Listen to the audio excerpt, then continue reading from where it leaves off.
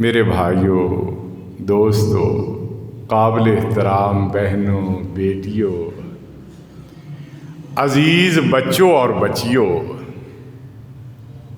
اس دنیا میں لا دین دہریوں، جن کا کوئی دین اور مذہب ہی نہیں،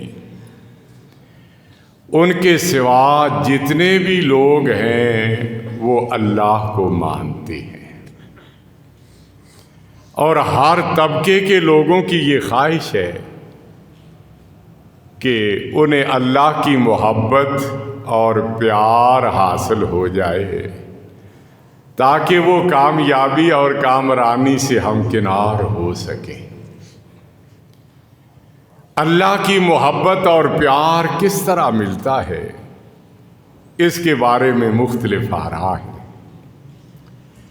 کوئی یہ کہتا ہے کہ نعوذ باللہ حضرت عزیر علیہ السلام کو اللہ کا بیٹا ماننے سے اللہ کی محبت ملتی ہے۔ کوئی یہ کہتا ہے نعوذ باللہ ثم نعوذ باللہ کہ حضرت عیسیٰ علیہ السلام کو اللہ کا بیٹا اور سیدہ مریم علیہ السلام کو اللہ کی بیوی ماننے سے اللہ کی محبت ملتی ہے۔ کوئی یہ کہتا ہے کہ مڑیوں اور مورتیوں کی پوجا پاٹ کرنے سے اللہ کی محبت ملتی ہے۔ کوئی یہ کہتا ہے کہ دیویوں اور دیوتاؤں کے چرنوں کو چھونے سے اللہ کی محبت ملتی ہے۔ کوئی یہ کہتا ہے کہ گردواروں کی یاترا اور گرنتھ کے پاٹ ادا کرنے سے اللہ کی محبت ملتی ہے۔ کوئی یہ کہتا ہے کہ بزرگوں کے آستانوں اور خانقاہوں پہ جانے اور وہاں نظر و نیاز دینے سے اللہ کی محبت ملتی ہے۔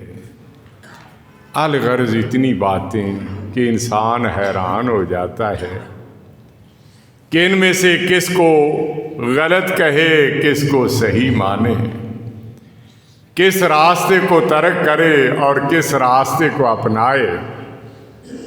وہ حیرانگی کے عالم میں نگاہ آسمان کی طرف اٹھاتا ہے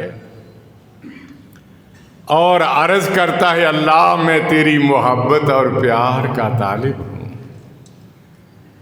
میں چاہتا ہوں کہ کامیابی اور کامرانی کے راستے کو اختیار کر لوں۔ لوگوں نے مجھے الجھن کا شکار بنا دیا ہے، اب تو ہی بتا کہ تیری محبت اور پیار مجھے کس طرح مل سکتا ہے۔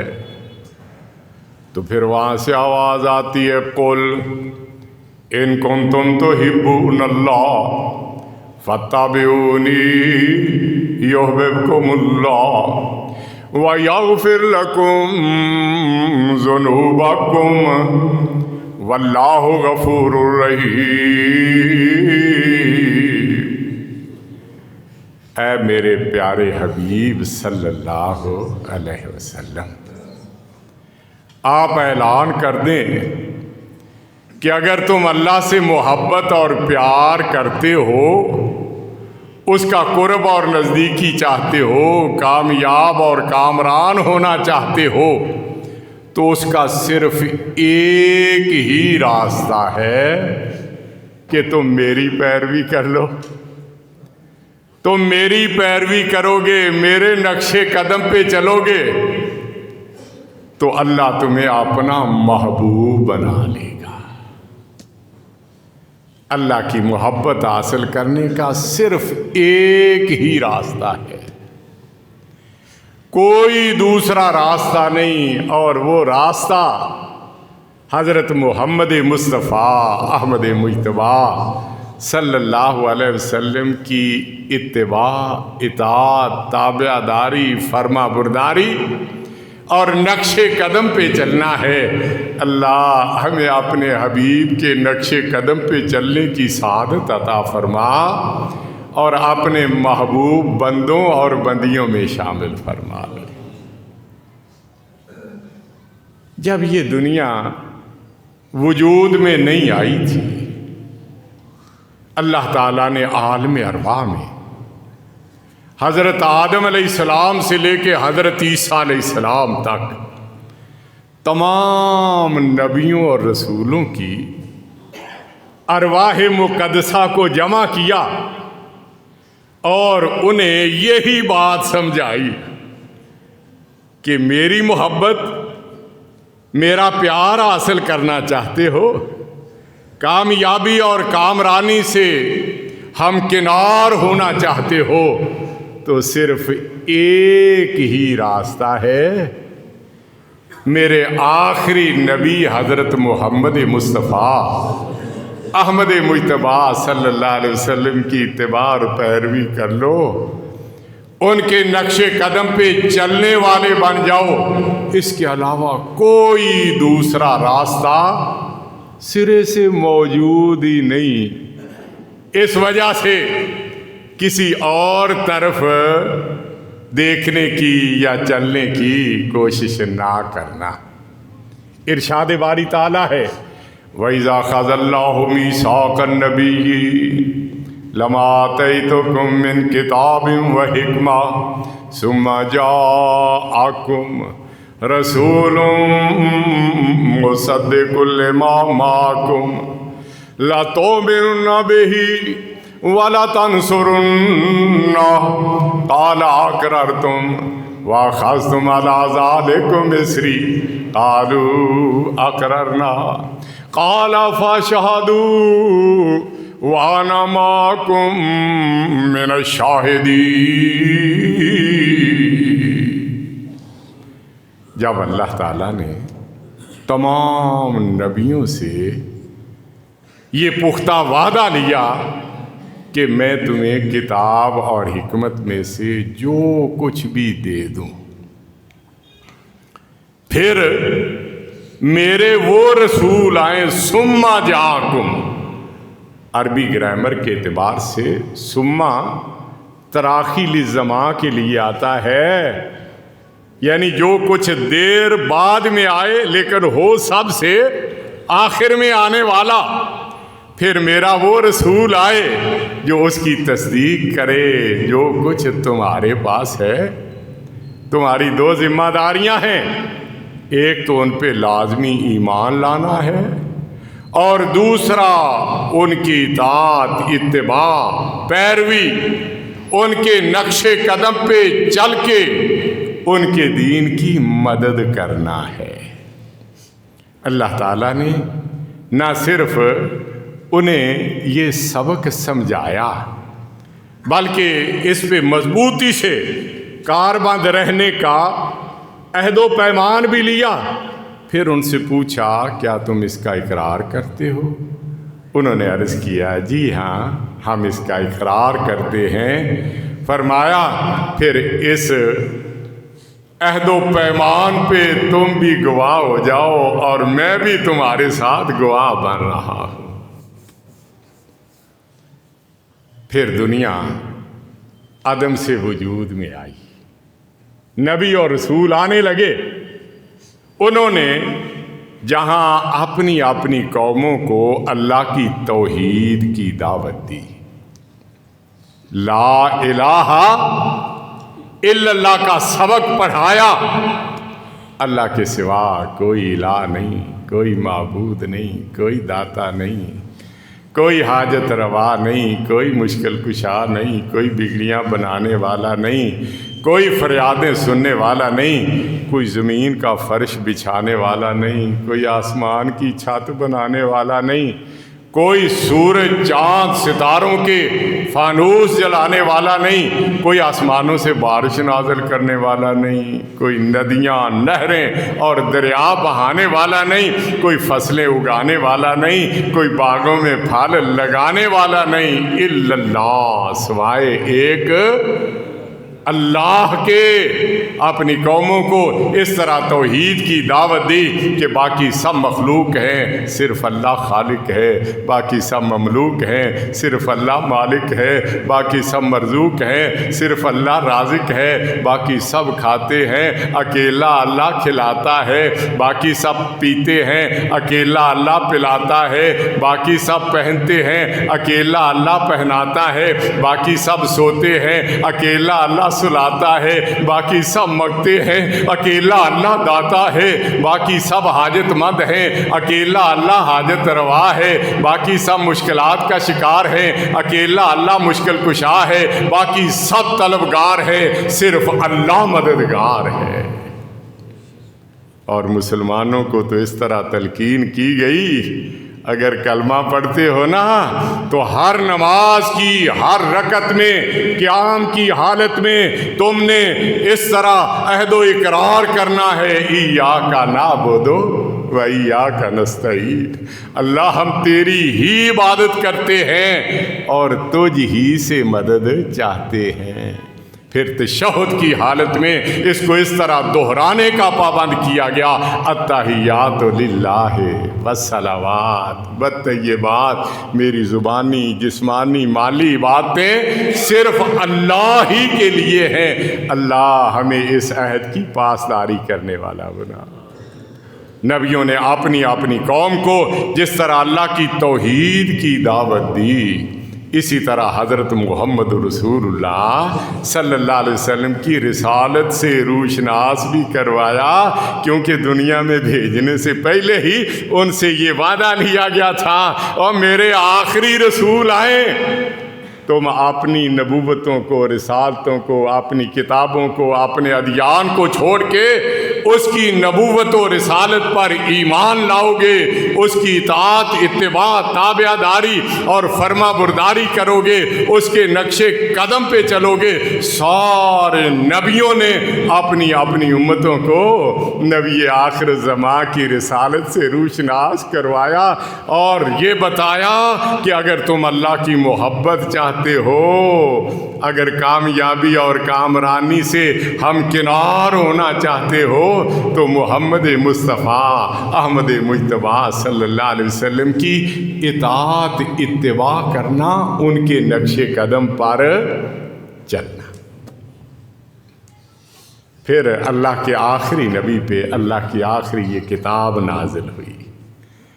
اس کتاب میں اس سبق کو اس طرح از بار کرا دیا گیا کہ کلمہ پڑھنے والوں، مسلمان کہلانے والوں، ایمان کا دعویٰ کرنے والوں، تم دعوے تو کرتے رہو گے لیکن ایمان تم میں تب آئے گا جب نبی کریم صلی اللہ علیہ وسلم کی صدقے دل سے پیروی کرو گے، کیونکہ آپ کوئی معمولی ہستی تو ہے نہیں۔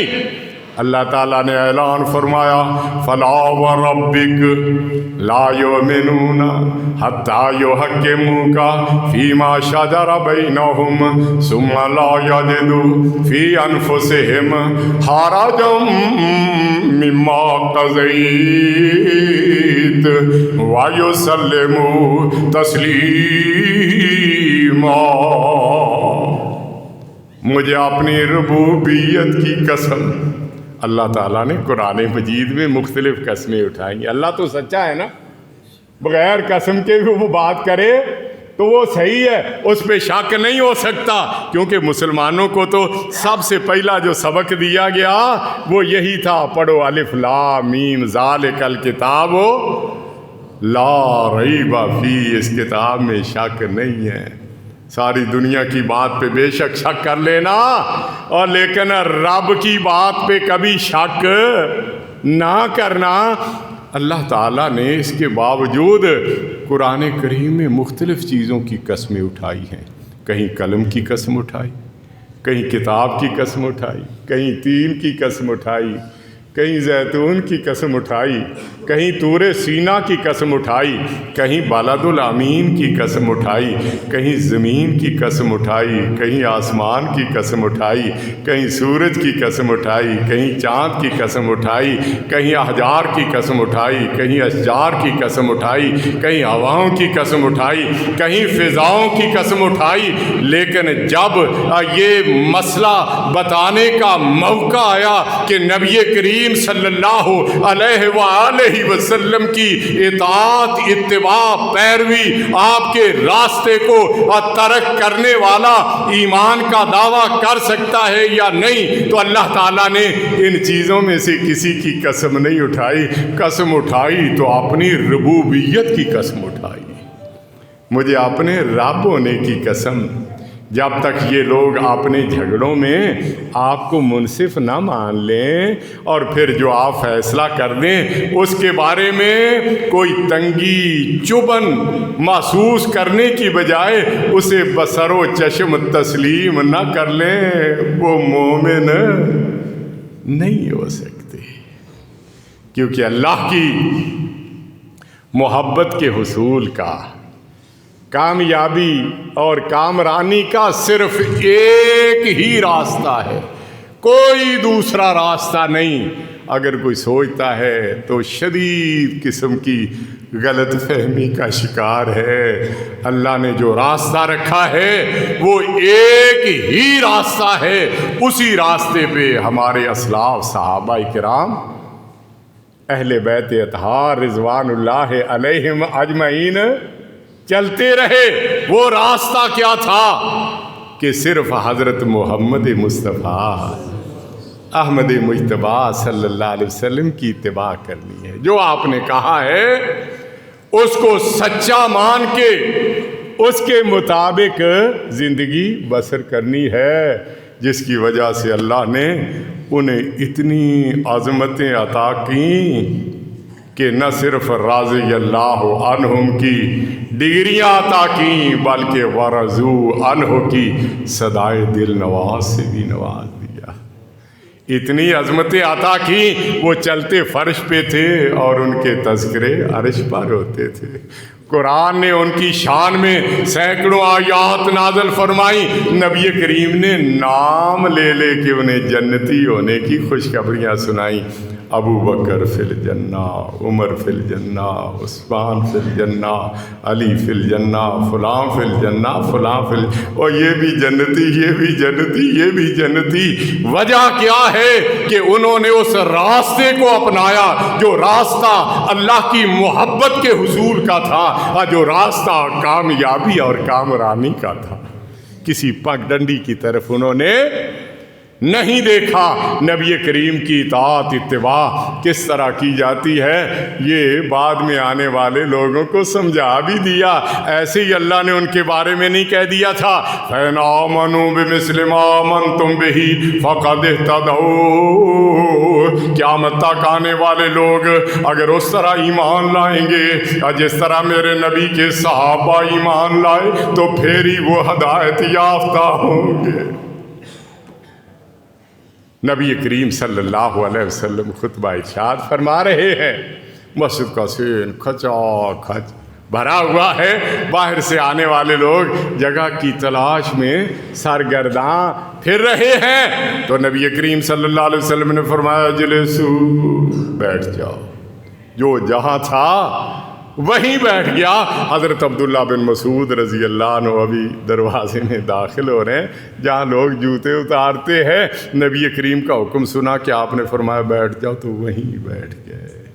اتنی جرت نہ کی کہ باہر والا قدم اندر یا اندر والا قدم باہر کر سکیں۔ کچھ دیر کے بعد آپ نے دیکھا کہ عبداللہ تو دروازے پہ بیٹھے ہوئے، فرمایا تعال یا عبداللہ ابن مسعود، عبداللہ میں نے تمہیں تو نہیں کہا تھا، میں نے تو دوسرے لوگوں کہا تھا۔ جب تک آپ کا حکم نہیں ملا عبداللہ بن مسعود رضی اللہ عنہ نے اس جگہ کو چھوڑا نہیں۔ نبی کریم صلی اللہ علیہ وسلم نماز پڑھا رہے ہیں اور صحابہ کرام رضوان اللہ علیہم اجمعین آپ کی اقتداء میں نماز ادا کر رہے ہیں۔ کیا منظر ہوگا آج ہمیں کسی اپنے بڑے کی اقتداء میں نماز پڑھنے کا شرف حاصل ہو جائے تو ہم خوش ہوتے ہیں، دوسروں کو بتاتے ہیں میں نے ان کی اقتداء میں نماز پڑھی۔ وہ صحابہ کرام ان کی اقتداء میں نماز پڑھ رہے ہیں، اور جن کی اقتداء میں نبیوں نے بھی نماز ادا کی تھی، جو نبیوں کا بھی امام ہے۔ گرمی کی شدت اور صحن کی تپش کی حدت کی وجہ سے نبی کریم صلی اللہ علیہ وسلم نے بھی نالین مبارک پہنے ہوئے تھے، صحابہ کرام رضوان اللہ علیہم اجمعین نے بھی جوتے پہنے ہوئے تھے۔ اسنائے نماز آپ نے نالین مبارک اتار کے ایک طرف رکھ دیے، صحابہ کرام نے بھی اپنے اپنے جوتے اتار دیے۔ نماز مکمل ہوئی تو آپ نے پوچھا ما حملکم علی القاء نعالکم، تمہیں کس چیز نے جوتے اتارنے پہ مجبور کیا؟ عرض کرتے ہیں رأینا قالکیت نعلیک فالکینا نعالنا، آقا ہم نے آپ کو نالین مبارک اتارتے ہوئے دیکھا۔ نبی کا ادب احترام لازم ہے تو وہ جوتے، لیکن جب نبی کریم کی طرف منسوب ہو جائیں تو ان کا نام بھی ادب سے لینا ہے۔ آپ کے نام کا بھی احترام، آپ کی ذات کا بھی احترام، آپ کی بات کا بھی احترام لازم ہے مسلمان پہ۔ ہم نے آپ کو نالین مبارک اتارتے ہوئے دیکھا تو ہم نے بھی اپنے جوتے اتار دیے۔ تو فرمایا ان جبرائیل آتانی فاخبرنی ان فیہما قاذرن، میرے پاس تو جبرائیل علیہ السلام آئے، انہوں نے بتایا نالین پاک کے نیچے کوئی ناپسندیدہ چیز لگی ہوئی ہے، میں نے تو نالین اس لیے اتارے۔ او تم جوتے اتارنے سے پہلے وجہ تو پوچھ لیتے۔ اب زبانیں تو خاموش ہیں لیکن زبانیں حال سے عرض کر رہے ہیں اللہ کے پیغمبر، ہم نے آپ کا کلمہ پڑھا ہے، ہم نے آپ پہ ایمان کا دعویٰ کیا ہے، ہم آپ کے نقش قدم پہ چلنے کی کوشش کرتے ہیں، اگر آپ سے وجہ پوچھ کے عمل کرتے تو ایمان کیسا ہوتا؟ اللہ ہمیں بھی ایسا ایمان نصیب فرما۔ کلمہ پڑھنے کی تو آپ نے سعادت عطا کر دی ہے، کلمہ تو پڑھتے ہیں، محبت پیار کے دعوے تو کرتے ہیں، لیکن اللہ جو اصل کامیابی کی ضمانت ہے، وہ جو تیری محبت اور پیار کے حصول کا ذریعہ اور سبب ہے، جس کی وجہ سے انسان کامیابی اور کامرانی سے ہمکنار ہوتا ہے، اللہ اس اطاعت اور اتباع کا جذبہ بھی عطا فرما دے۔ ائمہ دین رحمہم اللہ اجمعین نے بھی ہمیں یہی سبق سمجھایا ہے، انہوں نے یہی بتایا اللہ کی محبت چاہتے ہو، کامیابی اور کامرانی سے ہمکنار ہونا چاہتے ہو تو پھر ہماری طرف نہ دیکھنا، بلکہ جس ہستی کا ہم نے کلمہ پڑھا ہے، جس کی ہم پیروی کرتے ہیں اور اس کے نقش قدم پہ چلنا۔ امام ابو حنیفہ رحمۃ اللہ علیہ، اللہ ان کی قبر کو نور سے منور فرمائے، کروٹ کروٹ رحمت نازل فرمائے۔ ان سے پوچھا گیا اذا قلت قولا و کتاب اللہ یخالفہ، جب آپ کی کوئی بات ہو اور اللہ کی کتاب میں اس کے خلاف ہو تو ہم کیا کریں؟ وہ فرماتے ہیں وہ اللہ، میں بندہ، بھلا میرا اس کے ساتھ مقابلہ کیا ہو سکتا ہے؟ اترکو قولی بکتاب اللہ، میرے قول کو ترک کر دو، اللہ کی کتاب کو تھام لو۔ دوسرا سوال کیا گیا اذا قلت قولا و خبر الرسول یخالفہ، جب آپ کا کوئی قول نبی کریم کی خبر حدیث کے خلاف ہمیں نظر آئے تو ہم کیا کریں؟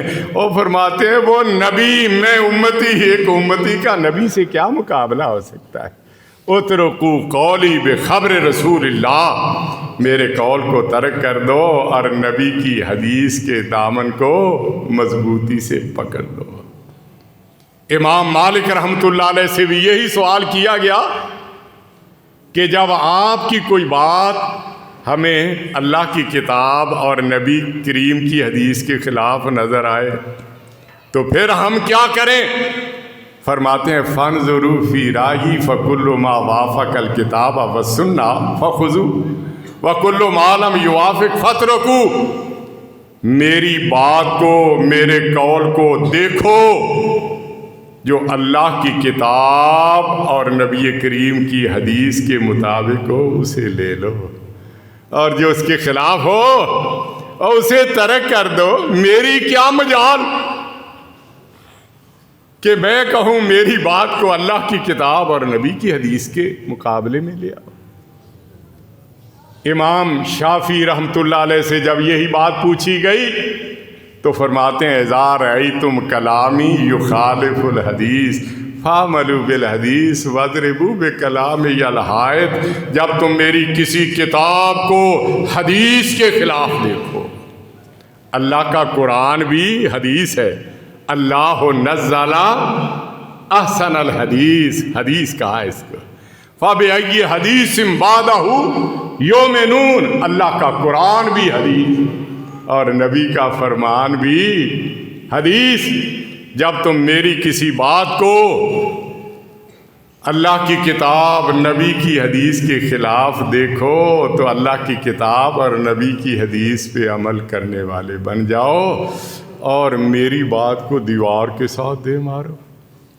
امام احمد بن حنبل رحمۃ اللہ علیہ سے جب پوچھا گیا، ائمہ کے سبق تو یہ ہیں، اماموں کو ماننا ہے تو ان کی باتوں کو مان کے ہی مانا جا سکتا ہے، ورنہ کیسے ہم ان اماموں کو مانیں گے؟ امام احمد بن حنبل سے جب یہ بات پوچھی گئی، فرماتے ہیں لا تقلدونی ولا تقلدوا مالکا ولا شافعیہ ولا ثوریہ ولا الاوزاعیہ وخذوا من حیث اخذوا، نہ میری تقلید کرو، نہ مالک کی تقلید کرو، نہ شافی کی تقلید کرو، نہ اوزاعی کی تقلید کرو، اور بلکہ اس اللہ کے پیغمبر کی اتباع کرو اور جن کی پیروی کرتے ہوئے ان سب نے زندگیاں گزاری ہیں۔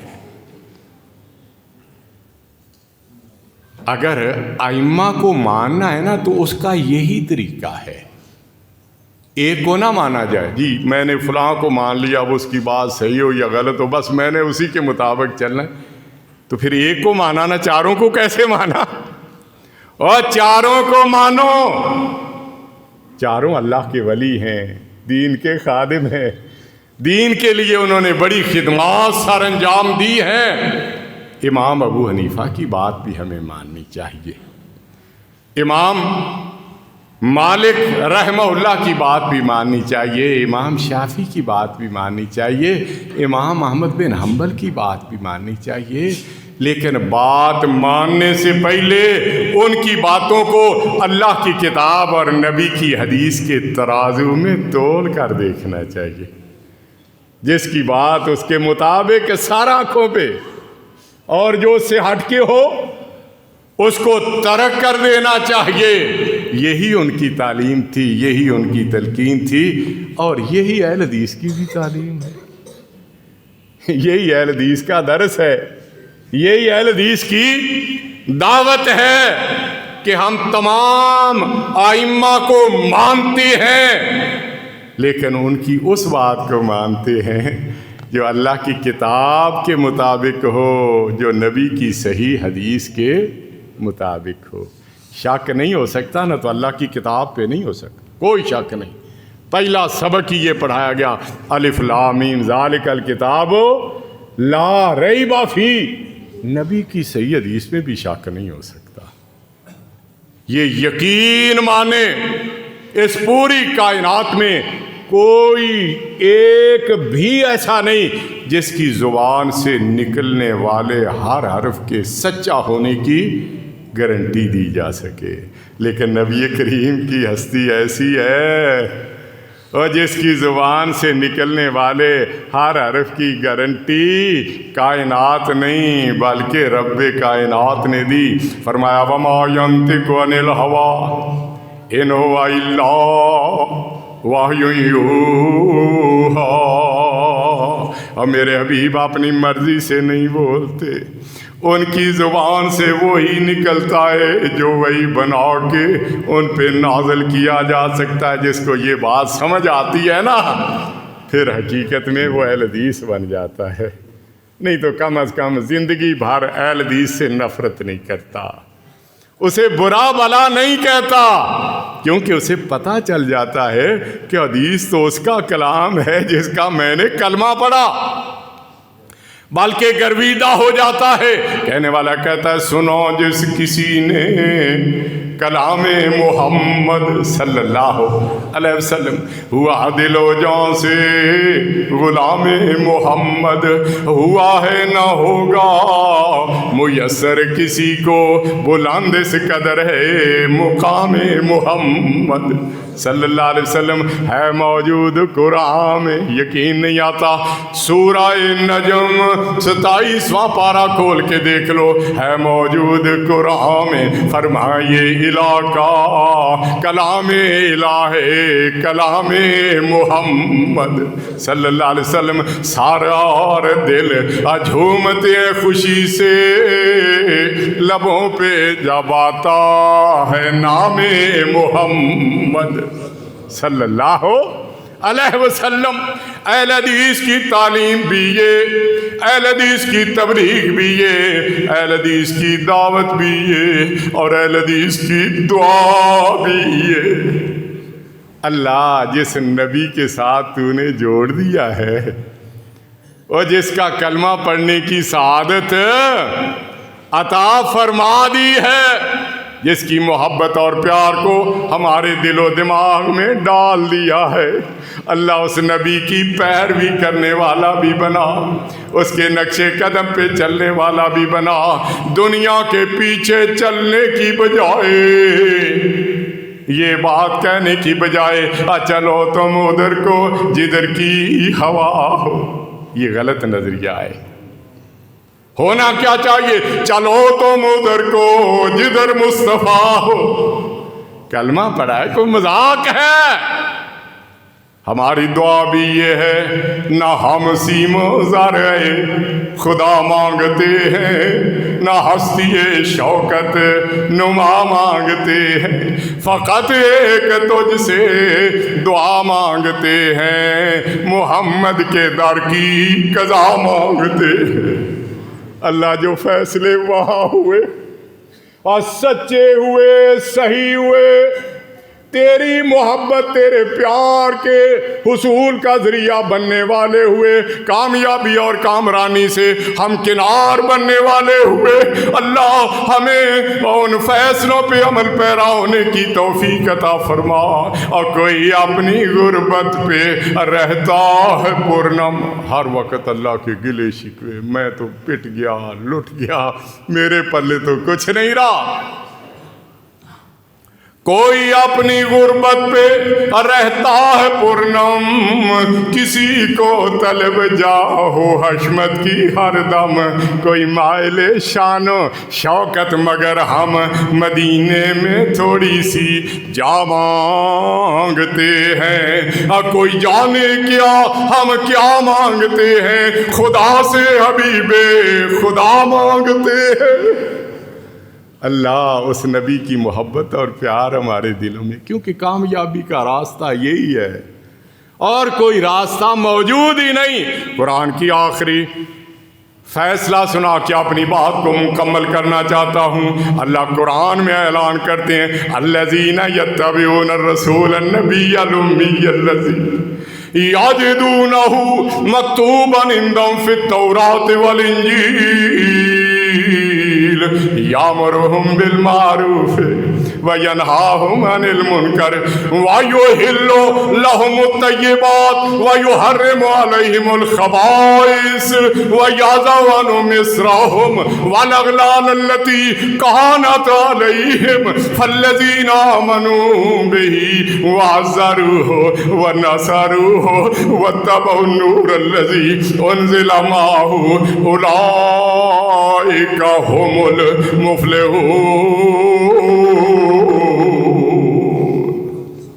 وہ لوگ جو اس رسول پر ایمان لائے جو نبی امی ہیں، ام القرآ میں پیدا ہونے والے، ام القرآ میں زندگی گزارنے والے، وہ ام القرآ جو ہدی للناس، تمام جہانوں کے لیے ہدایت، مشرق مغرب شمال جنوب عرب و عجم والے نماز پڑھتے ہوئے ادھر ہی کا رخ کرتے ہیں، اور وہاں جو اللہ کا گھر ہے اس میں ایک نماز پڑھنے سے 1,00,000 نمازوں کا ثواب ملتا ہے۔ ہر مسلمان اس کی زیارت کے لیے ترستا ہے، اور جس نے دیکھا نہیں وہ تو زیارت کے لیے ترستا ہے، اور جو ایک بار دیکھتا ہے وہ بار بار دیکھنے کے لیے تڑپتا ہے۔ اللہ ہمیں اپنے گھر کی زیارت نصیب فرما۔ وہ لوگ جو اس رسول کی پیروی کرتے ہیں جو نبی امی ہے، جسے وہ اپنے پاس تورات اور انجیل میں لکھا ہوا پاتے ہیں، جو انہیں نیکی کا حکم دیتا ہے، برائی سے روکتا ہے۔ یہی نبی کی آمد کا مقصد تھا، یہی ہماری زندگی کا بھی مقصد ہونا چاہیے۔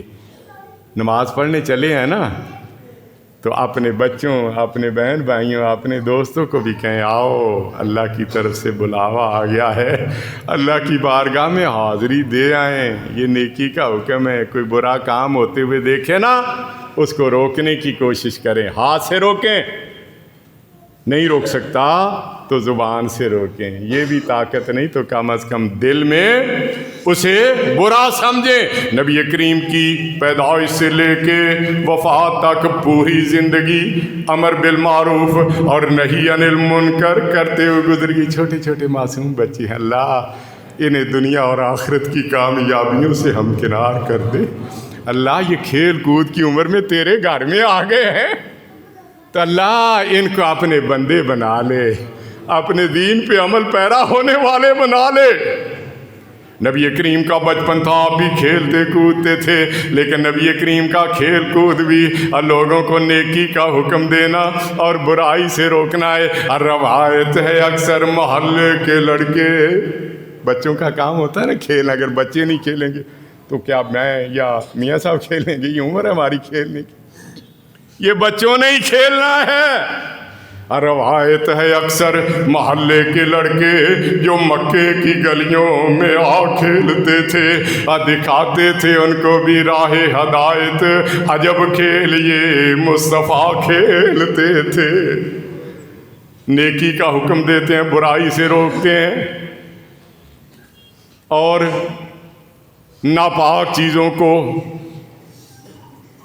ان پہ حرام کرتے ہیں اور پاک چیزوں کو ان پہ حلال کر دیتے ہیں۔ کچھ لوگوں نے اونٹ کا گوشت، حلال ہے نا جی، چربی حلال ہے نا، اسے حرام قرار دیا تھا۔ نبی کریم نے فرمایا غلط بات کرتے ہو، اونٹ کا گوشت بھی حلال، چربی بھی حلال۔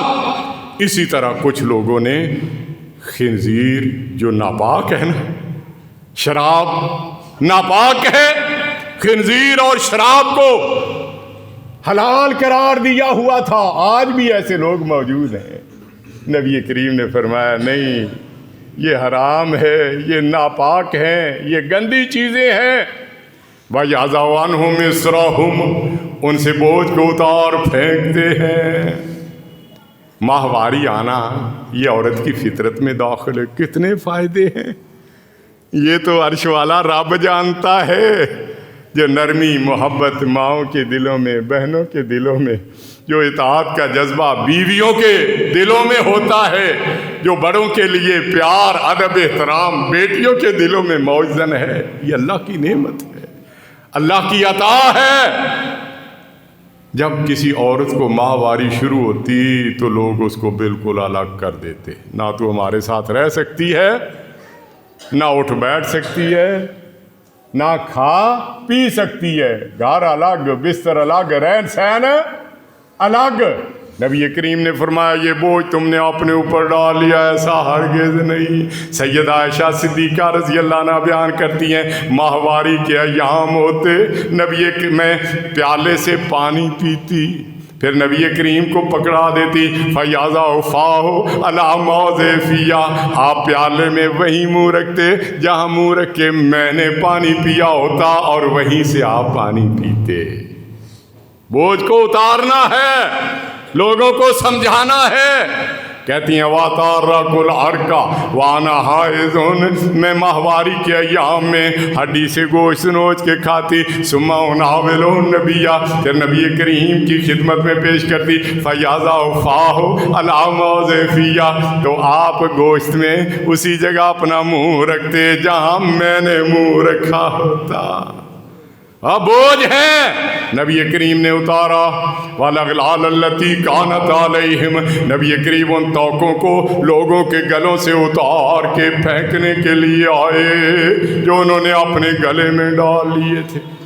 ایصال ثواب، بخشش کے لیے اللہ تعالیٰ نے فاتحہ اور درود کی صورت میں 2 بڑی نعمتیں عطا کی ہیں۔ نبی کریم صلی اللہ علیہ وسلم نماز جنازہ میں پہلی تکبیر کے بعد فاتحہ پڑھتے، دوسری کے بعد درود پڑھا کرتے، پھر تیسرے کے بعد وہ دعائیں پڑھتے۔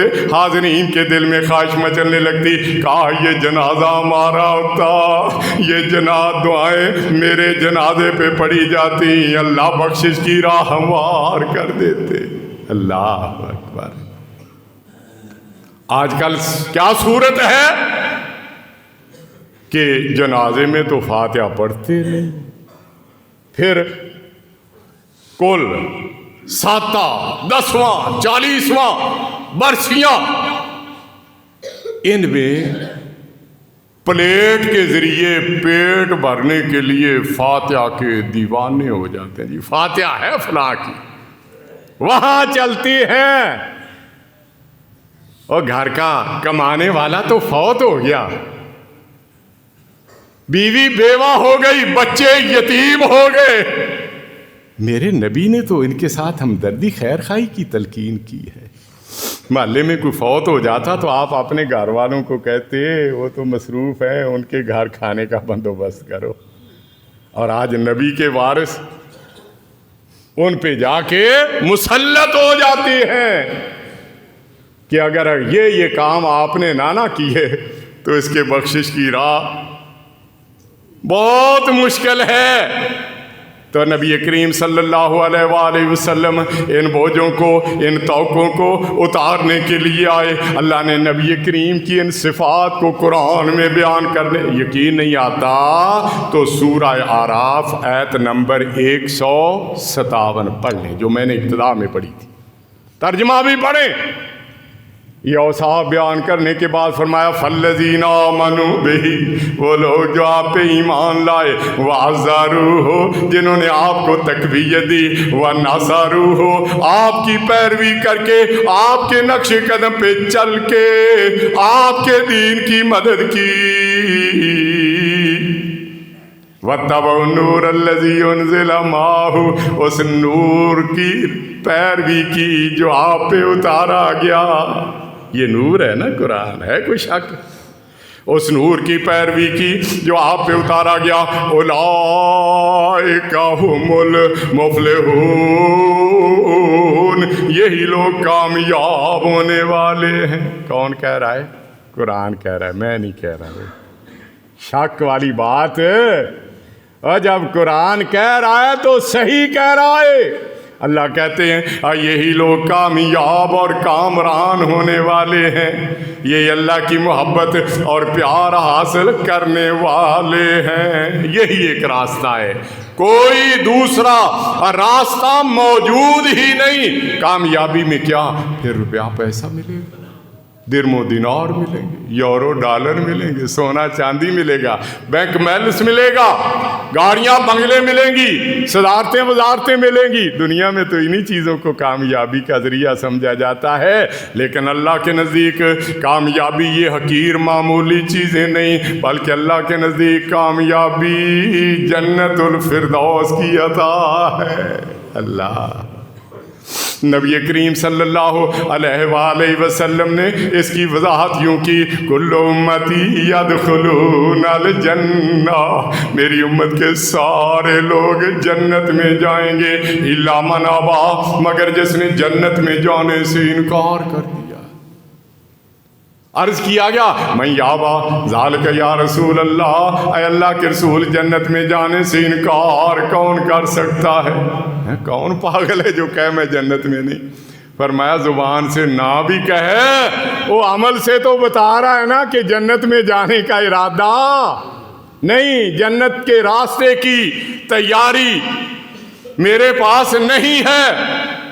فرمایا من اطاعنی، جس نے میری اطاعت کی، میری اتباع کی، میری پیروی کی، میرے نقش قدم پہ چلا، عبادات میں، معاملات میں، خوشی اور غمی کے لمحات میں جس نے میرے راستے کو اختیار کیا اب وہ تو جنت میں جائے گا، اور جس نے میرے راستے کو چھوڑا،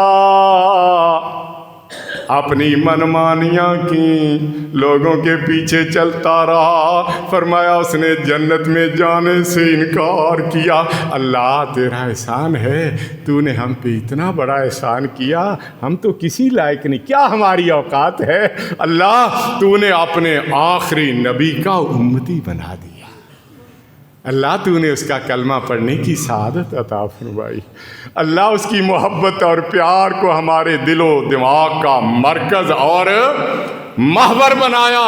اللہ اسی طرح ہم پہ فضل و کرم کرتے ہوئے محبت اور پیار کو صرف زبانی دعووں تک محدود رکھنے والا نہ بنا، اللہ عملی طور پہ عبادات ہوں، معاملات ہوں، خوشی یا غمی کے لمحات ہوں، اپنے حبیب کے بتائے ہوئے راستے کے مطابق ہمیں عمل پیرا ہونے کی توفیق عطا فرما، اور اس کے بدلے میں اللہ ہمیں جنت بھی عطا فرما دینا۔ اللہ آج میں تیرا گنہگار بندہ اس قصبے حجرہ شاہ مقیم میں آیا ہوں، یہ میرے بھائی، میرے بزرگ، یہ معصوم بچے بھی میرے ساتھ ہیں۔ اللہ تو اسے دعا کرتے ہیں، اللہ جس طرح آج آپ نے ربانی مسجد میں ہمیں جمع کیا، اللہ جنت میں بھی اسی طرح جمع کر دے۔ اللہ جب جنت میں جائیں نا تو ہمارے بڑے ہم سے جو بچھڑ گئے ہیں پچھلے دنوں یہیں کے بزرگ میاں محمد علی کی جانا، اللہ انہیں گری کے رحمت فرمائے، بہت عظیم انسان تھے، بہت عظیم انسان تھے، بڑی محبت اور پیار کرنے والے۔ اسی طرح ہمارے ماں باپ، بہن بھائی، عزیز و اقارب میں سے کتنے لوگ ہیں جو بچ گئے، اللہ ان سب کی مغفرت فرما، انہیں جنت میں بھیج دے۔ اللہ ہماری خامیاں کوتاہیاں معاف کر کے ہمیں بھی جنت میں بھیج دینا۔ یا اللہ یہ ہمارا مستقبل، یہ چھوٹے چھوٹے بچے، یہ آگے بچیاں بھی ہوں گی، اللہ مستقبل ہے، انہیں بھی نیکی کی راہ پہ چلنے والا بنا، اللہ انہیں بھی جنت میں بھیج دینا، کیونکہ چھوٹے بڑے جب بچھڑنے کے بعد ملتے ہیں نا تو خوشیاں دوبالا ہو جاتی ہیں، اللہ جنت میں ہماری خوشیوں کو دوبالا کر دینا۔ اللہ تیرا قرآن کہتا ہے کہ جنت میں کچھ لوگوں کو تیرے نبی کی رفاقت بھی ملے گی۔ اللہ ہم گنہگاروں کے بھی اپنے نبی کا جنت میں ساتھ عطا کر دینا۔ اللہ تیرے نبی نے یہ فرمایا کہ جنت میں جنتیوں کو تیری زیارت بھی ہوگی، فرمایا جب جنتی جنت میں ہوں گے ان کی خوشیوں کا کوئی ٹھکانہ نہیں ہوگا، اللہ پوچھے گا جنتیوں کچھ اور بھی چاہیے، تو حیران ہو گیا، اللہ جنت تو دے دی، اب اس سے زیادہ ہماری اوقات ہی نہیں، ہم کیا مانگ سکتے ہیں، طلب کر سکتے ہیں؟ تو نبی کریم نے فرمایا اللہ اپنے رخ انور سے نقاب اٹھل دے گے اور جنتیوں کو اللہ کی زیارت ہو جائے گی، جب اللہ کی زیارت ہوگی تو جنت کی نعمتوں کو بھول جائیں گے۔ اللہ اپنی بندگی کرنے والا بنا، اللہ جنت میں اپنی زیارت کا شرف بھی عطا فرمانا، یہی حقیقی کامیابی ہے۔ اللہ ہمیں اس کامیابی سے ہمکنار فرما، آمین۔ وآخر دعوانا ان الحمد للہ رب العالمین۔